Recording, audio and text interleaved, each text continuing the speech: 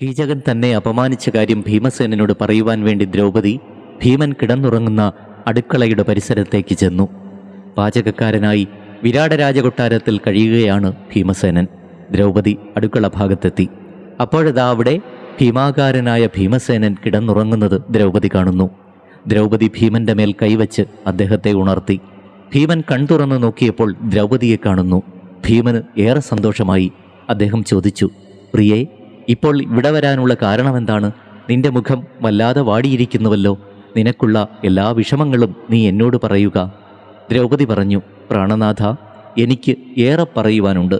വീരന്മാരായ എൻ്റെ ഭർത്താക്കന്മാരുടെ ഇന്നത്തെ അവസ്ഥ ചിന്തിച്ചാൽ എന്നെപ്പോലുള്ള ഒരു സ്ത്രീക്ക് എന്ത് സമാധാനമാണ് ലഭിക്കുക? അങ്ങ് പാചകക്കാരനായി ഇവിടെ കഴിയുന്നു. അർജുനൻ നൃത്തം പഠിപ്പിച്ചുകൊണ്ട് ജീവിക്കുന്നു. പശുക്കളെയും കുതിരകളെയും പരിപാലിക്കുന്ന നകുല സഹദേവന്മാർ. മഹാരാജാവായ യുധിഷ്ഠിരൻ്റെ കാര്യമോ അതിലും കഷ്ടം. സുദേഷ്ണയെ കുളിപ്പിക്കുകയും ഒരുക്കുകയും ചെയ്ത് ഞാനും ഇങ്ങനെ കഴിയുന്നു. ഇതെല്ലാം എന്നാണ് അവസാനിക്കുക?